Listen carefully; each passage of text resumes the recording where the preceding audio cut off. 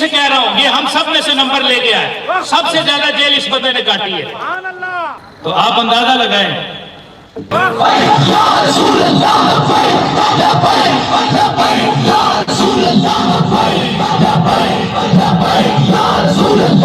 آج دور ختم نبوت، میں اب آپ سے کہہ دوں، ہمارا یہ کام میڈیا کا محتاج نہیں ہے، ہماری یہ تحریک میڈیا کی محتاج نہیں ہے، یہ میڈیا ہمارا محتاج ہوگا، اور ایک دن آئے گا، ایک دن آئے گا، یہ پیچھے پیچھے ہوں گے، اب بھی ہیں، اب بھی ہیں۔ میں گیا بابا جی کے پاس، حاضر ہوا، کہتے ہیں جی فلانا بھی کہتا ہے جی میرا انٹرویو دوبارہ لے۔ ہم آپ کے میڈیا کے محتاج نہیں، رسول اللہ کا دین انشاءاللہ العزیز تخت پہ آئے گا ہی آئے گا۔ میں نے اس بچے کو اسپیشلی کہا کہ یار تو ہم میں سے نمبر لے گیا ہے، مالک اس کو قبول کر لیں گے، اس کی بڑی مہربانی ہوگی، اور ہم نے کچھ بھی نہیں کیا۔ میں نے چند منٹ کے لیے اسے خود کہا حضور کے غلاموں کو پتہ چلے، اب جب جیل کی باری آئے نا تو بابا جی نہیں، ہم سب سارے اپنی گردنیں آگے رکھ کے کھڑے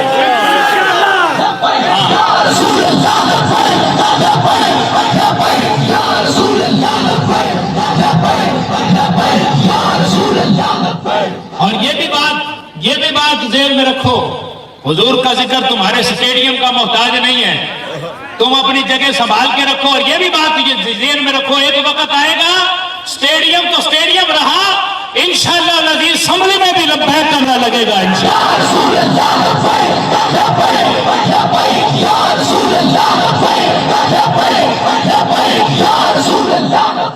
تو چند منٹ کے لیے میں نے اس بچے کو کہا، عبد علی چودھری، محمد علی صاحب، ان کو بھی لاکھوں سلام، ہمارے جیل کے سارے ساتھی، بڑے بڑے سیاسی لوگ کہتے ہیں جی یہاں آگے جی بات جی ہم کوئی مجاہد تو نہیں ہیں، ہم مجاہد تو نہیں، ہم تو سیاست کرنے کے لیے آئے ہیں۔ میں نے کہا ہمیں ایسی سیاست کی ضرورت ہی نہیں ہے، ہمیں ایسے مجاہد کی ضرورت ہے۔ چودھری صاحب لاکھوں سلام، لاکھوں سلام۔ یہ سپریڈنٹ کو بھی سیدھے ہو گئے، جھٹ پیچھے، کس جرم میں آیا ہے؟ لبیک یا رسول اللہ۔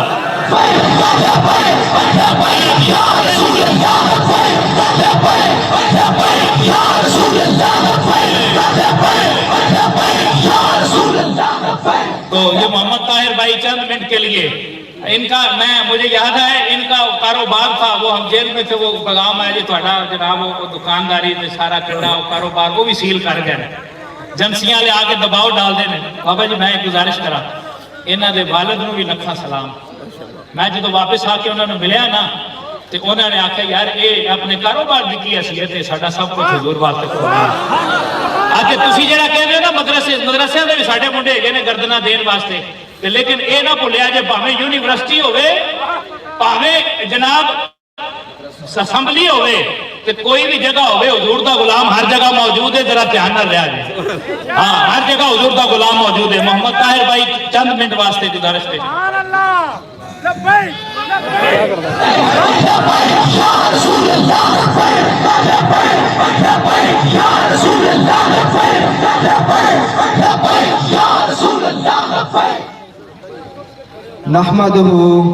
نحمده ونصلي ونسلم على رسوله الكريم اما بعد اعوذ بالله من الشيطان الرجيم بسم الله الرحمن الرحيم ما كان محمد ابا احد من رجالكم ولكن رسول الله وخاتم النبيين۔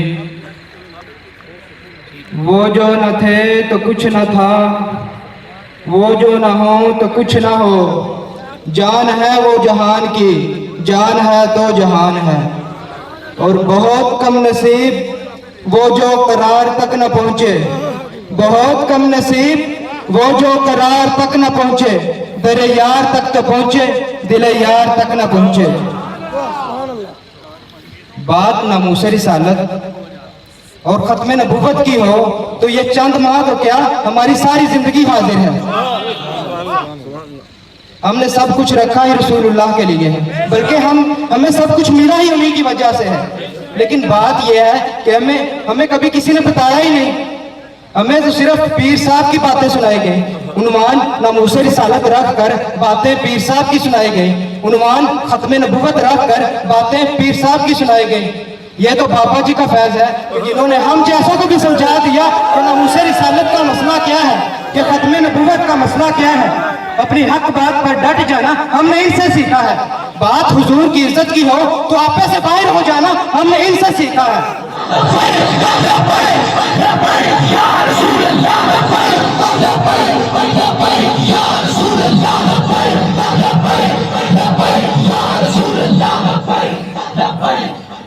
یہ ہمارا جیلیں کاٹنا کوئی بڑی بات نہیں، لیکن جیلیں تو قبلہ بابا جی نے کاٹی ہیں، اور وہ بھی شدید بیماری کی حالت میں، اور پوری دنیا کو یہ بتا دیا کہ ہم سب کچھ برداشت کر سکتے ہیں لیکن حضور کے دین پر، ناموس رسالت پر اور ختم نبوت پر کسی قسم کا کمپرومائز نہیں کر سکتے۔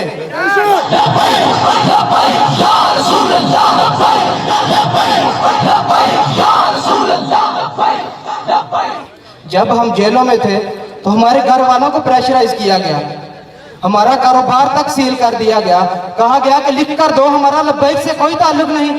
میں نے کہا یہی تو ایک تعلق ہے جس پر ہمیں فخر ہے۔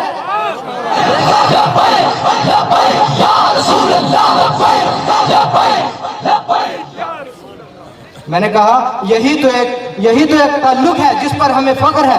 پورے پاکستان میں بڑے بڑے پیروں، بڑی بڑی گدیوں، بڑے بڑے مولویوں اور 22 کروڑ مسلمانوں میں سے جب کوئی نہ نکلا تو ایک ویل چیئر والے بابے نے ناموس رسالت کا علم بلند کیا اور میدان میں نکلے۔ آج ہم انہی سے تعلق ختم کر دیں تو کہاں جائیں؟ جنہوں نے گستاخ کو چھوڑا کیا ان کے ساتھ تعلق قائم کر لیں؟ جنہوں نے ختم نبوت پر ڈاکہ ڈالا کیا ان کے ساتھ تعلق قائم کر لیں؟ ایسا ہرگز نہیں ہو سکتا۔ ہم آخری دم تک ان کے ساتھ کھڑے ہیں۔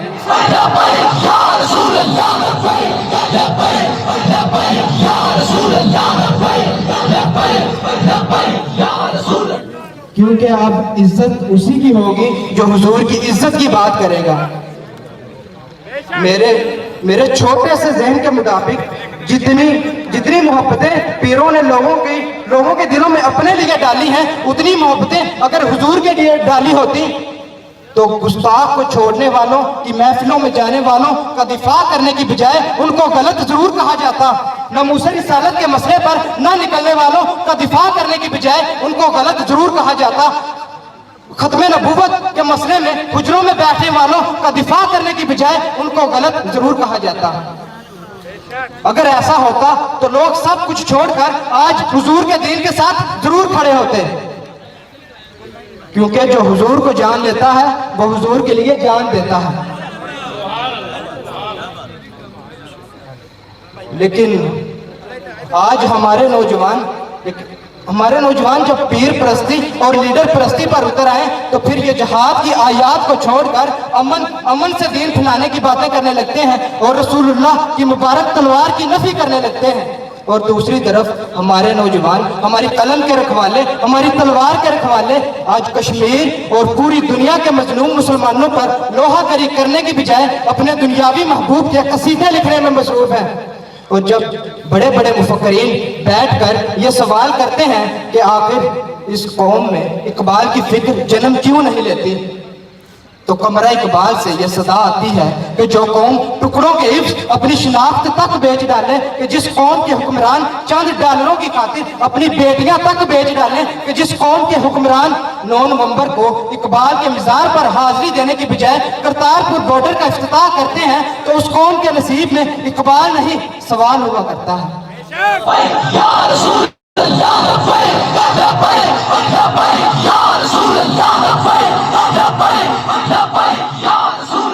میں سلام پیش کرتا ہوں عطا صاحب کے جذبے کو، جناب عطا صاحب کے حوصلے کو میں سلام پیش کرتا ہوں۔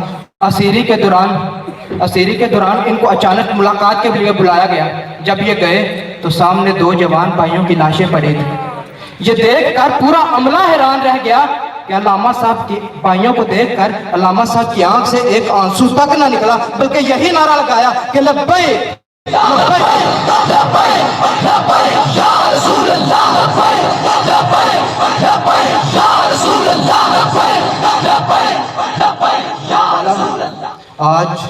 آج وقت اس سمر کا ہے کہ ہماری زبان سے کوئی لفظ نکلے تو ناموس رسالت کی حفاظت کے لیے نکلے، ہماری زبان سے کوئی لفظ نکلے تو حضور کے دین کو تخت پر لانے کے لیے نکلے، ہمارے ہاتھ اٹھیں تو حضور کی شان میں گستاخی کرنے والوں کی گردنوں کو جکڑنے کے لیے اٹھیں۔